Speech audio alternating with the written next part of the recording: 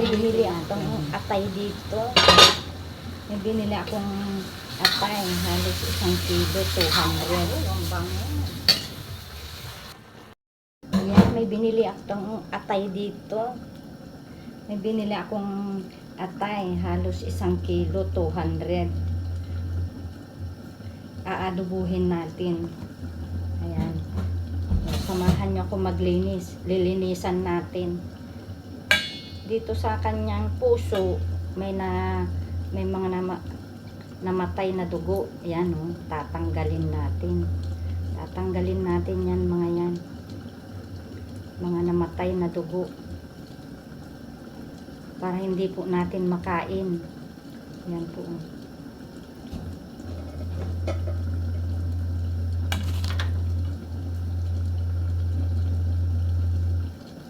Press ko po itong atay na to, press.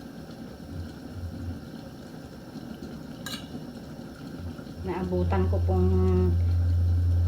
nagbababa yung tindero. Tanghali na ako pumunta sa palengke. Nagbayad pa ako ng kuryente. Yan, ganyan lang gagawin natin. Tatanggalin natin yung mga patay na dugo. Yan. Para hindi po natin makain. Ayan, ito po yung nakuha kong dumi sa puso ng manok. Tinanggal ko dito sa loob niya. Hiniwa ko yung puso para matanggal ko yung patay na dugo. Ito na yung nakuha ko. O, diba kung makain natin yan? Ito na.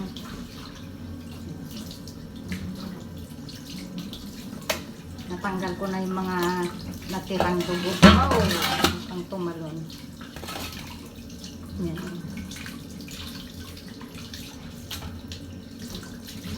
Oh, may nakaligtas pa. Yan. May panatanggalan.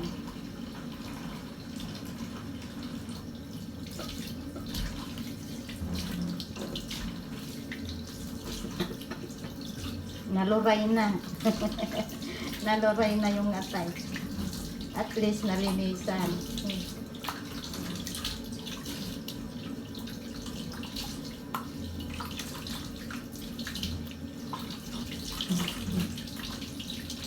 Ayan, yung natira pa dun.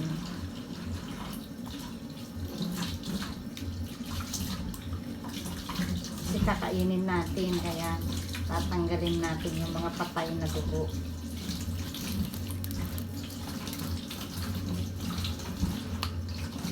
Okay, tapos na tayo sa tayo.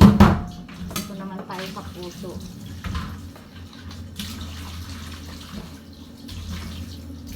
Isa-isahin din natin, isa-isahin din. Para malinisan, maigi, kaya may natitira pa talaga.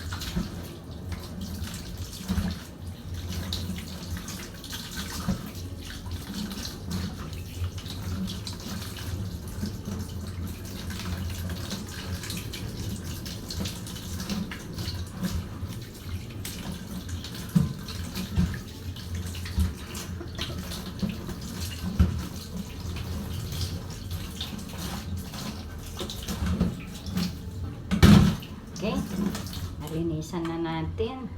Papatuluin ko lang, lalagay ko dito sa strainer para tumulo.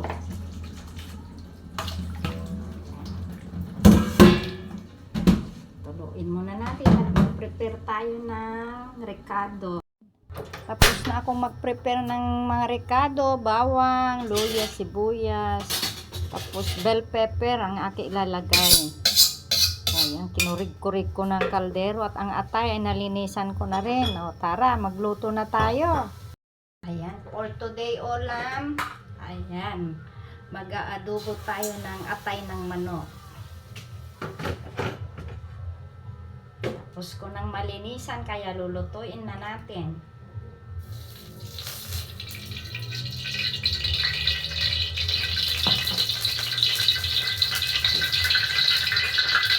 Lagay ko na ang bawang.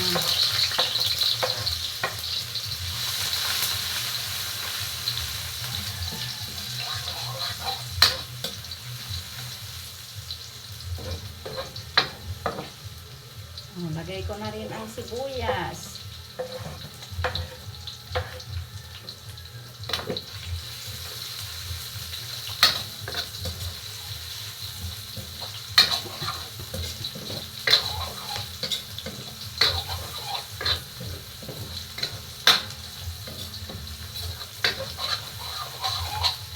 Ayun lang natin lumabas ang aroma niya bago natin ilagay ang atay ng manok.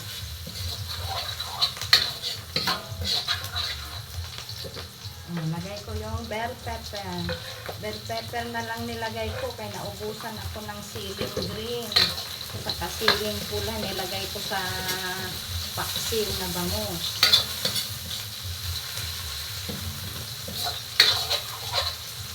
Okay. Mabango na. Lagay na natin ang atay. Ayan.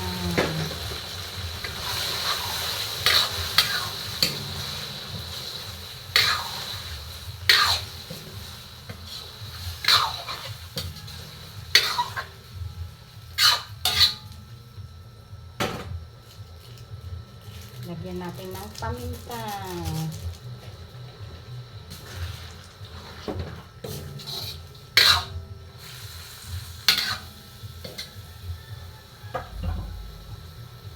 Takpan muna natin sa ating mahiwagang takip.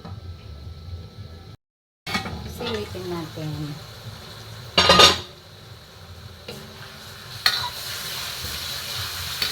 Oh, ang bango. Hindi pa naluluto kasi mabango na. Lutuin muna natin yung atay bago natin lagyan ng toyo. Takpan ulit.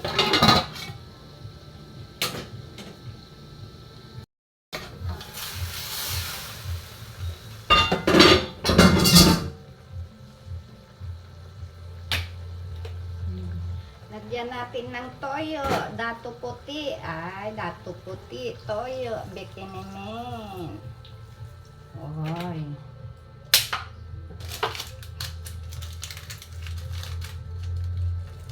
Lagyan natin ng magic sarap. Oh, magic sarap. Para tayong masarap. Luin lang natin. Dahan-dahan paghalo, baka madurog si atay.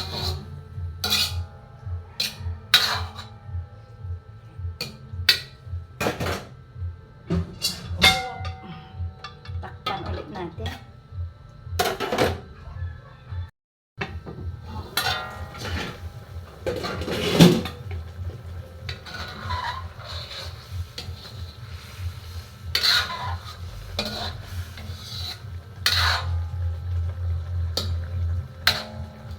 Bawasan pa natin konti ang kanyang sabaw, masabaw pa.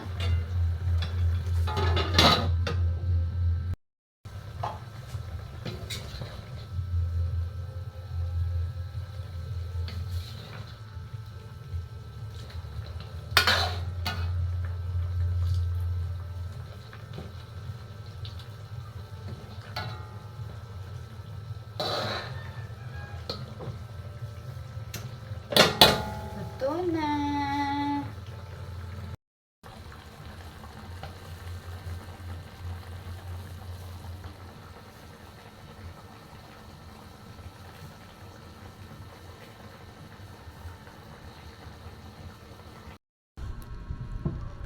Ayan, ito na yung niluto kong atay, adobong atay. Ayan, titikman na natin. Titikman na natin yung adobong atay kung anong lasa. Kunti lang kainin natin, kaya matanda na tayo. Baka uric acid tayo. Masarap.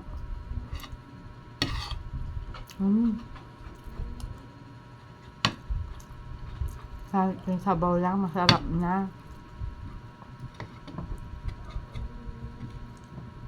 Hindi siya matigas, hindi makunat, malambot.